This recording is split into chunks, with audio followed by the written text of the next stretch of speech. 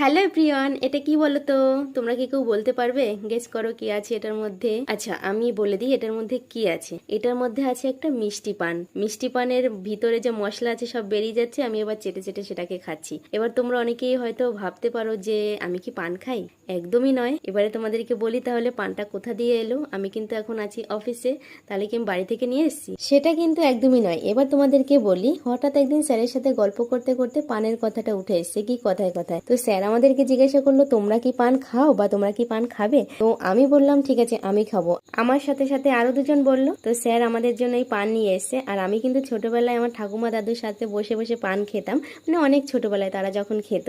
আর মিষ্টি পান খেতে কিন্তু ভীষণ টেস্ট লাগে মিষ্টি জর্দা দিয়ে। স্যার আমাদের তিনজনের জন্য নিয়ে এসে এখানে অনেক মশলা দিয়ে এনেছে, অনেক রকমের জিনিস, তার মধ্যে ফলও ছিল, আমার চাটনির মতো কি একটা ছিল, অনেক রকমের মশলা দেওয়া ছিল। আর এটা মুখে দেওয়াতেই না আমার মুখের রিয়াকশনটা পুরো চেঞ্জ হয়ে গেছে, মুখটাই পুরো ভেচকে গেছে। আর এটা মুখে দেওয়ার সাথে সাথেই মানে একটুখানি হয়ে গেছে, 2 মিনিটেই যেন শেষ। দেখো আমার মুখের রিয়াকশনটা। আচ্ছা, তোমরা কি কেউ মিষ্টি পান খেতে পছন্দ করো আমার মতো? তাহলে অবশ্যই একটা কমেন্ট রেখে যাবে। চলো বাই।